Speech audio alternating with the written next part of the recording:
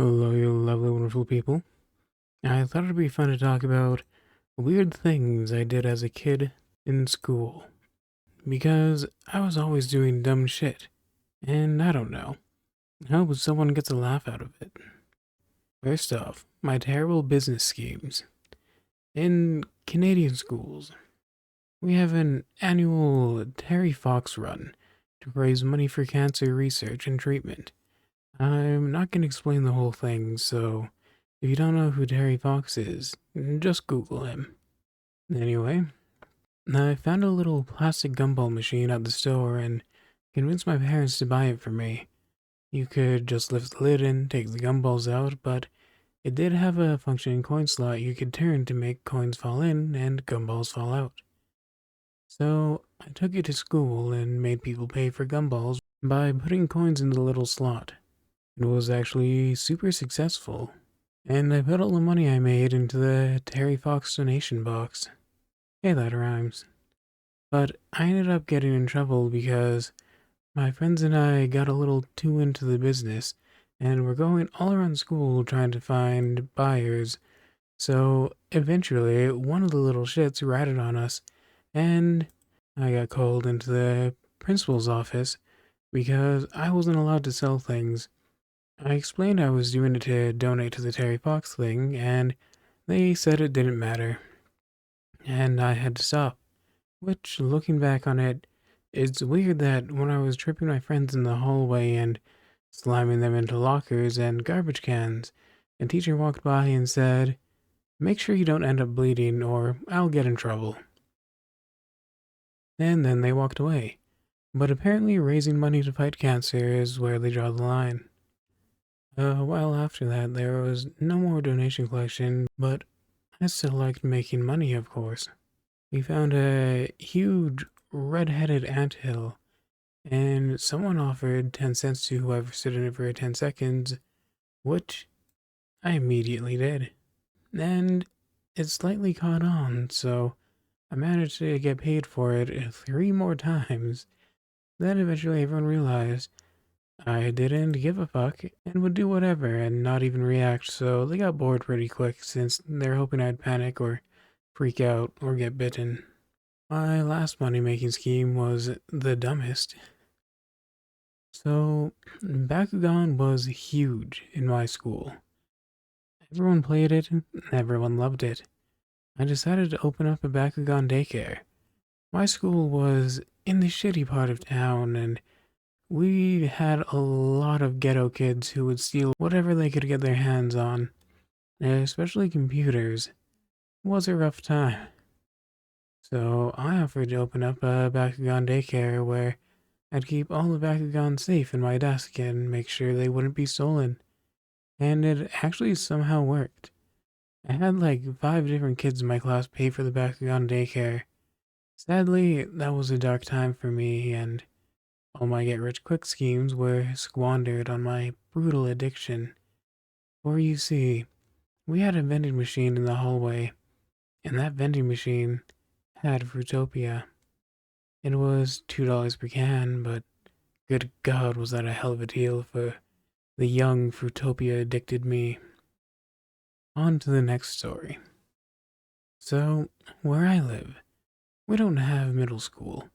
Elementary school goes until grade 7, and then you are moved to a high school for grade 8 to 12. On the last day of school, all of us grade 7 students were supposed to attend a big farewell assembly. But I had a super chill teacher, and I told them I didn't care about that shit and would rather sit it out. So she said that was fine and left me and my best friend in the classroom. That turned out to be a mistake, because after the assembly, everyone returned to see that we had stacked all the chairs and desks to make a giant fort in the back of the classroom, and we ran that bitch. It was beautiful. The desks were stacked up to the ceiling. Our fortress was impenetrable. We somehow didn't get in trouble for that one, and the teacher was like, well, we were gonna stack the desks anyway, so sure, why not? And it was like 10 minutes to the bell anyway, so we just got to go home. For most of my schemes throughout elementary and high school, I was the ringleader. I don't know why, but I always managed to get people to do dumb shit and just follow me without question. So whenever I came up with a new dumbass plan, I always had someone to back me up. So I managed to pull off two scams that absolutely never should have worked. The first one was with Pokemon cards. If we agreed to a battle for keeps, meaning you get to keep one of the opponent's cards if you win, I filled a deck with Master Balls. Every time my opponent sent out a Pokemon, I'd use a Master Ball and say I got it. And since it's a battle for keeps, I got to keep that Pokemon. They obviously called that out as bullshit, but I had a friend with a big TCG rulebook they got at a book fair, which conveniently no one else was allowed to read. So he said it was totally in the rules, and the other kid gave up, and that is how I got a cool Zapdos card. Now, you'd think that would only work once. No one would fall for that again. But then, the great Bakugan boom. I had the great and powerful Doom card, or whatever it's called, and everyone watched the anime, of course, so I was able to be even shittier with this one. Now, if you haven't watched the show, the card is used by the bad guys to send all the Bakugan they defeat to the Doom dimension, regardless of whether they win or lose the battle as a whole. Which meant, you guessed it, the super secret rule book no one was allowed to read said that when I played my Doom card, regardless of whether I won or lost a match, I got to keep all the Bakugan I defeated. There was nothing more soul-crushing to my opponent than winning a battle for keeps and having me give them the one Bakugan that I bet, while they watched me walk away with all the other ones they lost. I was such a piece of shit as a little kid, but I knew how to hustle. The very last story I want to share for today actually wasn't the ringleader for this one, but of course that means it was more wholesome. So a group of us got together and there was a little patch of forest on our school grounds because Canada. So in a little hole under a tree root, we would all pool our snacks, Dunkaroos, pudding cups, whatever we had that we didn't care about too much. Then, whenever someone was hungry, they could just go grab a snack from the hole.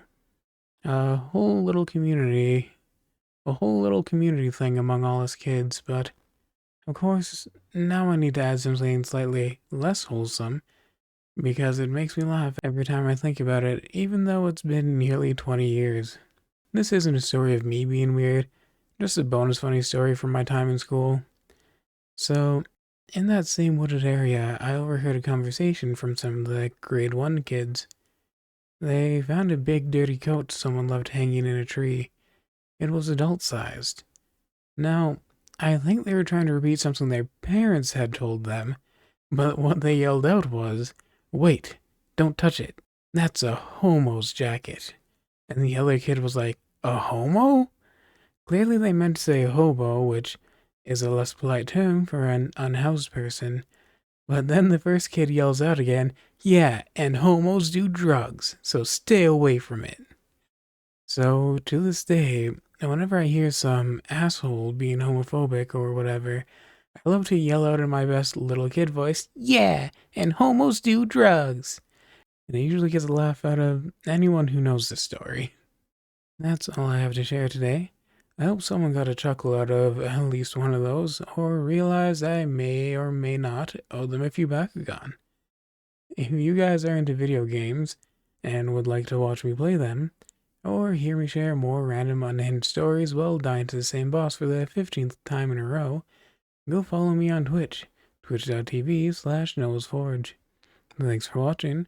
I hope you all have a fantastic day, and make good choices.